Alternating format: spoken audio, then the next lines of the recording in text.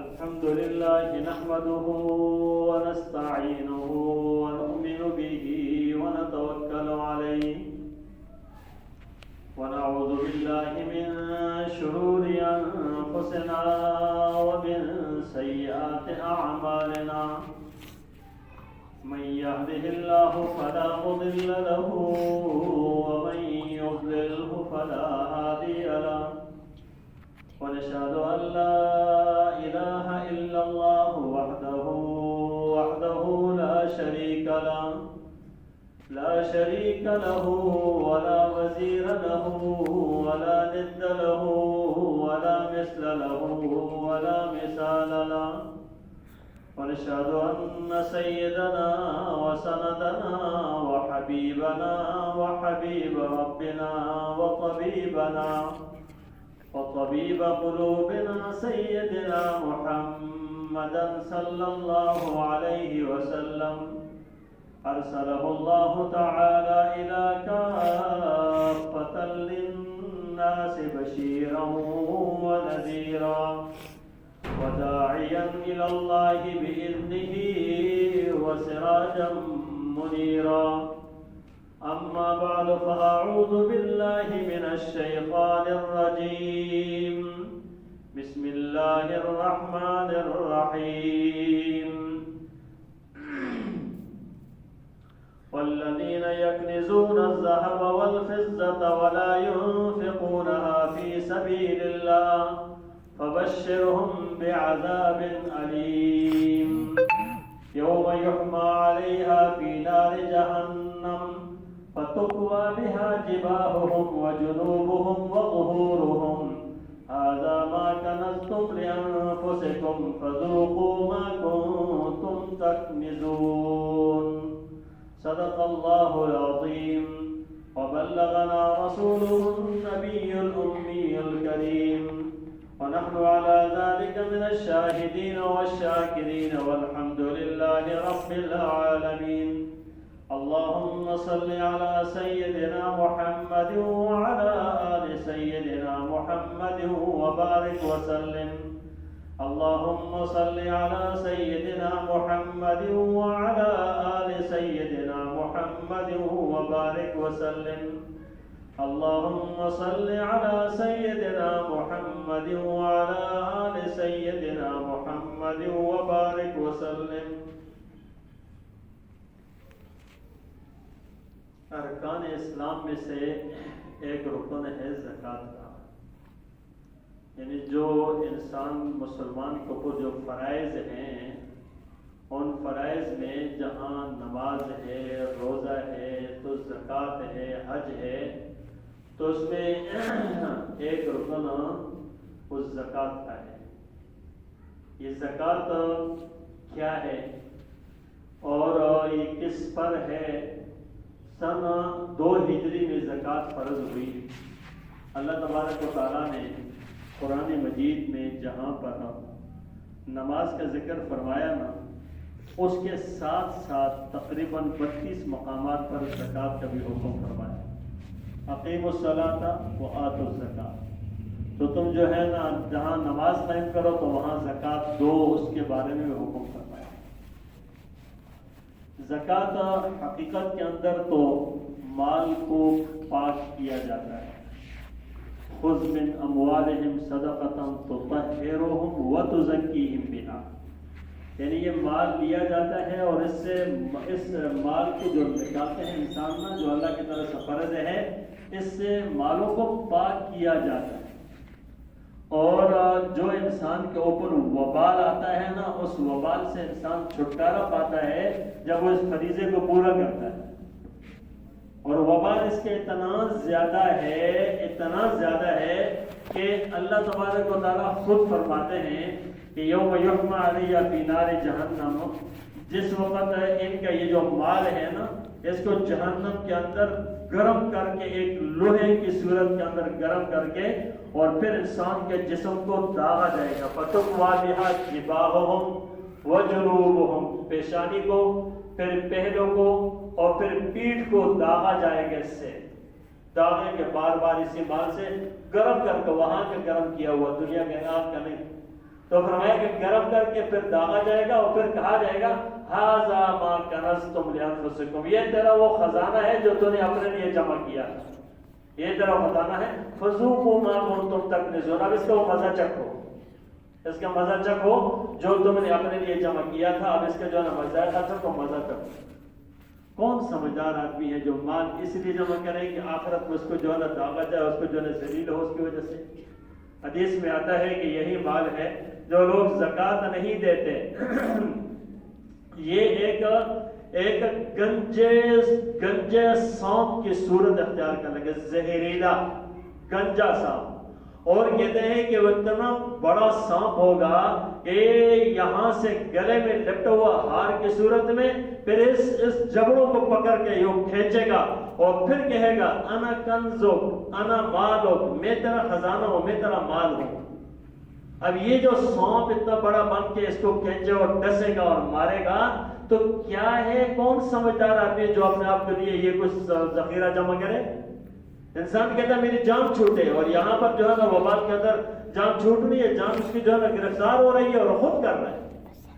تو یوں ہی ہوگا اس طریقے سے. وہ کہتے ہیں کہ یہ جو سانپ ہے نا، یہ سانپ یہ دنیا کے اندر ایک قدم پھنکار بھی کر دے نا، پوری دنیا کا سبزہ ختم ہو جائے، اتنا زہریلا ہوگا. پوری دنیا کا سبزہ، دنیا کا پوری کا، ایک جگہ پاکستان کا نہیں، سبزہ ختم ہو جائے، یہ کتنا زہریلا ہوگا. اور یہ اس کو جو ہے نا ڈسے گا. اور اس کے علاوہ فرمایا یہ جو ہر قسم کے مال ہوتا ہے نا مختلف قسم کا، مثلا یہ ہے کہ کھیتی باڑی اس کا الگ جو ہے نا زکوٰۃ ہے، جانوروں کی الگ زکوٰۃ ہے، اسی طریقے سے اونٹوں کی الگ زکوٰۃ ہے، اس طریقے سے گائے کی الگ زکوٰۃ ہے، گائے بھینس ہوئی، اس طرح بکریوں کی الگ زکوٰۃ ہے. اب کپڑا نصاب ہے، مطلب کسی کے پاس 5 اونٹ ہے، اس سے 5 پر ایک بکری دینی ہے، 10 پر 2 بکریاں ہیں، اور اس طرح 15 پر 3 ہیں، 20 پر جو ہے نا 4 ہیں. اور اتنے اونٹ کسی کے پاس وہ ہوں جو مال تجارت نہ ہو، بیچنے کے لیے نہیں ہے، رکھا ہوا ہے اپنے پاس، اس سے پیدا اٹھا رہا ہے نا وہ. تو اسی طریقے سے بکریاں ہیں، تو جب 40 بکریوں سے کم ہو تو زکوٰۃ 40 بکریاں ہو تو اس پر ایک بکری جو دی جاتی ہے. اسی طرح گائے لے لے 30 ہیں ان کا نصاب ہے، تو اب یہ 30 سے کم پہ نہیں ہے. تو اب کہنے کا مطلب ہے ہر ایک کا ایک نصاب ہے. پھر زمین سے جو چیزیں نکلتی ہے کلما اخرجت الارض ففیہ العشر، کہ یا تو زمین سے نکلنے والی چیز اس پر عشر لازم ہے، اور وہ زمین کے جو آسمانی بارش کے پانی سے سیراب ہوتی ہے، اور جو جہاں پر جو ہے نا یہ ٹیوب ویل وغیرہ لگے ہوئے ہیں، محنت ہوتی ہے، پانی دیا جاتا ہے، اس پر نصف عشر ہے. تو یہ سب ایک اپنی اپنی جگہ پہ سب زکوٰۃ ہے جو انسانوں کے اوپر لازم ہے. اگر فرمایا حدیث میں آتا ہے جو لوگ اونٹوں کی زکوٰۃ نہیں دیتے، یہ اونٹ کہتے ہیں کہ جتنے ہوں گے نا یہ کل ان کو زندہ کیا جائے گا، اور پھر اس آدمی کو وہ اونٹ اپنے یہ نیچے لیٹا ہوگا، اور یہ بڑے بڑے اونٹ ہوں گے، اور یہ اس کو اپنے نیچے سے ہے نا اور اپنے پاؤں کے نیچے رودیں گے، اس کو یہ چلے گا 10 اور منہ سے کھائیں گے، منہ سے کہیں گے اور اس کو رونتے جائیں گے. یہ پورا کا پورا ختم ہوا تو اور آئیں گے، پھر دوبارہ ختم ہوا پھر یوں ہی اس کو عذاب دینے کا. یہی حال سب جانوروں کا ہے، جس کو رکھتا ہے انسان زکوٰۃ نہیں دیتا نا، تو اسی طریقے سے اس کے ساتھ معاملہ ہوگا. کون سمجھدار آدمی ہے جو اپنے آپ کو برباد کرے؟ اور دوسری طرف یہ ہے کہ اگر کسی نے زکوٰۃ دے دی تو اس کا مال پاک ہو. مثلا کسی کے پاس یہ نہیں ہے کہ اگر ایک زکوٰۃ دے دی نا تو اور کوئی حق نہیں بھی دیا، زکوٰۃ دے دی نا مال پاک ہو گیا. 1 کروڑ ہے کہ 1 ارب ہے کہ جتنا بھی ہے، اگر زکوٰۃ ادا کر دی ہے تو وہ مال اس کا پاک ہو. اور زکوٰۃ نہیں، حدیث میں آتا کہ اگر کسی نے زکوٰۃ کو کسی مال کے ساتھ ملا دیا، نہ دیا زکوٰۃ، تو اہلکت ہو، اس نے سب مال کو ہلاک کر دیا، سب مال کو ہلاک کر دیا. زکوٰۃ کا پیسہ اگر اس نے زکوٰۃ نہ دی، اس کے اوپر ذمہ داری بنتی تھی نہیں دی، تو اس نے گویا کہ سب مال کو ہلاک کر دیا. اب اندازہ کریں کہ یہ کتنا اہم فریضہ ہے اور مسلمان اس سے غافل ہیں. اور پھر سونا چاندی، اس کے اوپر نصاب کیا ہے؟ دیکھیں اس کا نصاب جو ہے نا، وہ اصل نصاب دو چیزیں ہیں. اصل نصاب نا دو چیزیں ہیں، ایک ہے سونا، ایک چاندی. کیونکہ یہی اصل مالیت رکھنے والی چیزیں ہیں، خواہ وہ زیور کی صورت میں ہو، وہ برتنوں کی صورت میں ہو، وہ کسی بھی صورت کے اندر گھر کے اندر جو ہے نا اگر سونا اور چاندی موجود ہے جس کی ملکیت میں، تو اس کے اوپر پھر اس کا نصاب کیسے پورا ہوتا ہے؟ اگر ان میں صرف سونا ہے اور کچھ بھی نہیں ہے، نقدی نہیں ہے، اس کے پاس مال تجارت نہیں ہے، چاندی نہیں ہے، صرف سونا ہے نا، تو پھر 7.5 تولہ سونا ہوگا تو زکوٰۃ لازم ہوگی. اگر سونے کے ساتھ کچھ اور بھی ہے، کچھ اور بھی ہے، یعنی کچھ کیش ہے، مثال طور 5,000 ہے، 1,000 ہے، اس کے پاس ملکیت میں موجود ہے، اور یا سونا ہے، کوئی 1 تولہ سونا کیوں نہ ہو، آپ نے چاندی، اگر سونے کے ساتھ 1 تولہ چاندی کیوں نہ ہو، یا کوئی چھوٹی سی چیز ہے جو بیچنے کے لیے لے کر رکھی ہوئی ہے، مثال کے طور پہ کوئی ایک گھڑی اپنے پاس رکھی کہ یار میں اس کو بیچ دوں گا، کوئی مرد ہو عورت تو کہتے بیچوں گی، مال تجارت کہلاتی ہے جو بیچنے کی غرض سے اپنے پاس رکھی ہوئی. اب یہ نہیں کہ ہم مال تجارت صرف دکان لگی ہو، بڑا سٹور ہو، بڑی دکان ہو تو وہی مال تجارت ہوگا اور کچھ نہیں ہوگا. مال تجارت وہ مال ہے جو انسان بیچنے کی غرض سے اپنے پاس لے کر رکھتا ہے، قیمت اچھی آئی میں اٹھا دوں گا اس کو، وہ کچھ بھی ہو سکتا ہے، چھوٹی چیز ہو بڑی ہو، مال تجارت کہلاتا ہے. تو اب دیکھیں سونا، اگر صرف سونا ہے نا 7.5 تولہ اور کچھ بھی نہیں، یہ نصاب تب پورا ہوگا. لیکن اگر اس کے ساتھ کچھ اور ان میں سے کوئی بھی ہے، مثلا چاندی لے لیں یا نقدی ہے یا مال تجارت ہے، تو پھر اس کا نصاب جا کر چاندی کا برابر کرنا ہے. پھر 52.5 تولہ چاندی، 52.5 تولہ چاندی، اس کی قیمت کو اگر پہنچتے ہیں نا تو پھر اس کے اوپر زکوٰۃ لازم ہوگی. مثال کے طور پہ کسی عورت کے پاس 1 تولہ سونا ہے، 1 تولہ یا 2 تولہ، اور یہ سونے کے اعتبار سے تو اپنا نصاب کو پورا نہیں ہے، لیکن اس کے پاس ایک کوئی چھوٹی سی انگوٹھی ہے یا کوئی بھی چیز ایسی ہے جو چاندی کی ہے اس کے پاس، اب اس کے اوپر زکوٰۃ فرض ہو جائے گی. کیوں؟ چاندی کے نصاب کے اعتبار سے تو اس کا 1 تولہ بھی تو زیادہ ہے، چاندی کے نصاب کے اعتبار سے تو ہے نا. اب یہاں پر غفلت ہوتی ہے، بالکل پرواہ نہیں ہے. حضور صلی اللہ علیہ وسلم کے سامنے ایک عورت آئی اور ان کے کنگن پہنے ہوئے تھے، یہ زیور ہے نا. آپ نے کہا آپ اس کی زکوٰۃ دیتی ہو؟ نہیں. تو کیا تم اس کو پسند کرو گے کہ تمہیں آگ کے کنگن پہنائے جائیں؟ نے کہا نہیں یا رسول اللہ، کبھی بھی پسند نہیں. آپ نے کہا نہیں تو اس کو بیچ کر اس کی زکوٰۃ ادا کرو. اور وہ کہتے ہیں سونا رکھا ہوا ہے یار، اس کو پیسے تو ہے نہیں ہے، کیش تو پاس ہوتا نہیں ہے، اگرچہ 10 تولہ سونا ہوگا، لیکن کہیں گے بس جو ہے کیا کرا، پیسے ہی نہیں ہے، کیش نہیں، تو کیا کریں اس کے، کیا کریں گے، گھاس ڈالیں گے اس کو. یہ کس کام کا ہے؟ شریعت کا کتنا پاکیزہ اصول ہے بھائی، اس کو بیچ کے اس کو اس کے اندر سے دو، لیکن فرض پورا کرو. احساس ندامت نہیں ہے نا، اس بات کا احساس نہیں ہے کہ یہ میرے لیے کتنا بڑی وبال بن، اور یہ کیش نہیں ہے. اگر کسی عورت کے پاس ہے، کسی عورت کے پاس پیسہ ہے، وہ سونا ہے اور وہ خود نہیں دیتی تو اس کی جگہ اس کا شوہر اگر دیتا ہے، اپنی رضامندی سے دیتا ہے، جبر نہیں ہے تو دے سکتا ہے. اور وہ اگر اسے درخواست کرتی ہے دے دیں آپ میری جگہ پہ، تو وہ دے سکتا ہے، اس کا اس پر احسان ہوگا، وہ کرنا یہ اس کے گردن پہ لازم اسی پر ہے. اسی طرح جا کر یہ جب قربانیاں ہوتی ہیں اور پھر صدقہ فطر میں خصوصاً ہر بالغ پر خود اپنا ہوتا ہے، لیکن جو بڑا ہوتا ہے گھر کا نا، چھوٹے بچوں سب کے جو اس کے ذمہ ہوتا ہے. تو یہ زکوٰۃ کا معاملہ جو ہے نا، اس کے اندر یاد رکھیں اپنی اپنی ملکیتوں کا اعتبار ہے، اپنی اپنی ملکیتوں کا اعتبار ہے. ملکیت کے اندر مثال طور پہ عورت کی ملکیت اپنی ہوتی ہے، الگ سے ہوتی ہے.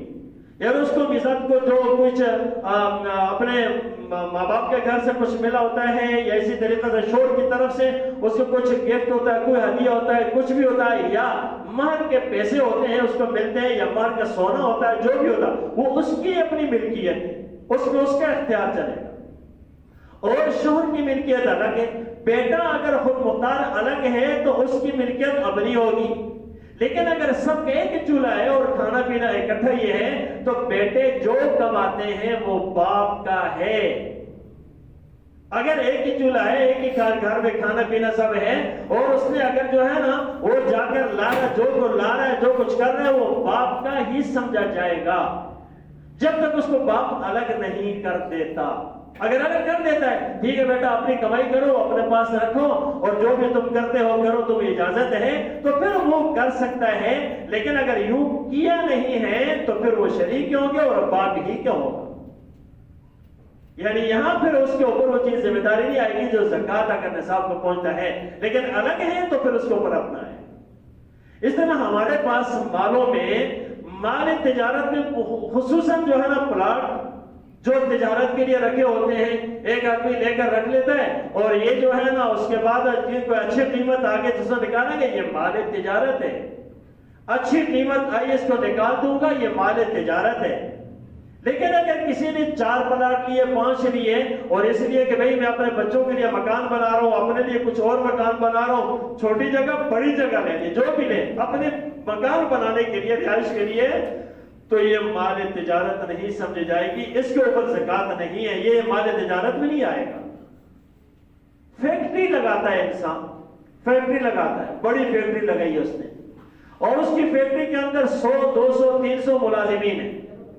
اب اس فیکٹری کے اوپر اس کے اندر کچھ چیزیں ہوتی ہیں، مثلا مشینری ہے، تو اس مشینری کے اوپر جو ہے نا جو 1 کروڑ کی 10 کروڑ کی مشینری ہے کوئی، اس کے اوپر کچھ بھی نہیں ہے. یہ جو لگی ہوئی ہے سرکل میں چل رہی ہے کام دے رہی، اس پر نہیں. ہاں اس سے جو پیداوار ہے نا تو وہ اس کے بعد پھر جو بچت آتی ہے انسان کے ملکیت میں آتی ہے، جو پیداوار ہے اس کے اوپر پھر ہوگا، جبکہ اس پر نہیں ہے. لیکن اسلام کا نظام دیکھیں کہ یہ پسندیدہ عمل ہے کہ انسان کوئی بڑا کاروبار شروع کر کے بہت سارے لوگوں کو روزگار میسر کر دے، اور ان کے جو ہے نا چولہا اور ان کے جو ہے نا نظام اس سے چلنے لگے جائیں. دوسروں کے خاطر اگر انسان یوں کرتا ہے تو اچھا ہے، اللہ کو پسند ہے. لیکن منجمد کر کے بیٹھ جانا اوپر اور گھر میں رکھ لینا پیسوں کو، یہ اللہ کو پسند نہیں ہے.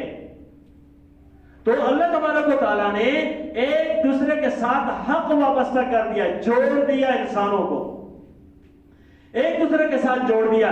اب یہ جو اسلام کا نظام ہے نا زکوٰۃ، یہ ایسا ہے کہ یہ اتنا پاکیزہ نظام ہے، پیسے والا اپنے مال کو پاک کرے اور دوسرے غریبوں کی ضروریات کو پورا کرے. تو جب یوں ماحول اور معاشرے میں ہوگا تو غریب کدھر رہے گا؟ لیکن دیکھا جائے کہ کون ہے. پھر زکوٰۃ لینے والا اس کے جو ہے اپنا جو ہے نصاب کیا ہے، یعنی اس کا جو ہے نا کس کو دیا جائے اس کا، تو اس کے بارے میں انشاءاللہ تفصیل بیان کی جائے گی.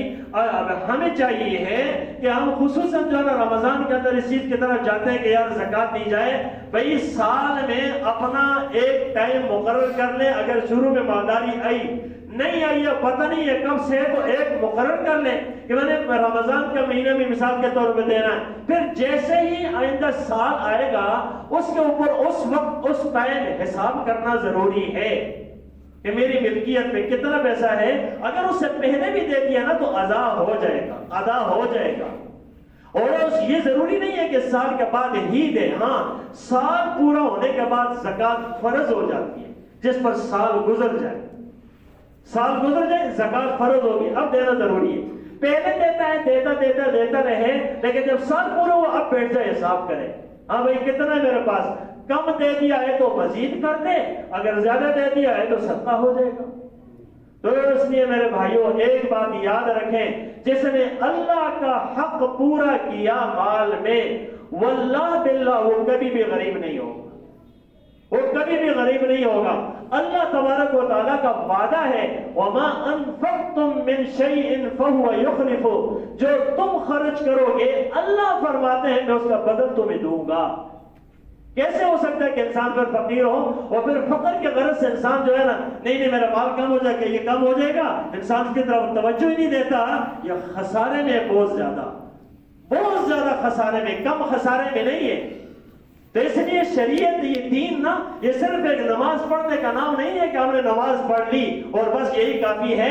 اس کے اندر حقوق ہیں بہت سارے. ان حقوق کو پورا کرنا یہ پورا مسلمانی یہ ہے کہ اسلام یہ ہے کہ سارے حقوق کو پورا کرے گا جو اس کے ساتھ وابستہ ہے. ایسا نہ ہو ایک پہلو سے وہ پورا کر رہا ہے اور دوسرے پہلو سے گرفتاری ہو جائے. اللہ تبارک تعالی ہمیں جتنا حقوق ہمارے اوپر ہے ان کو پورا کرنے کی توفیق عطا فرمائے.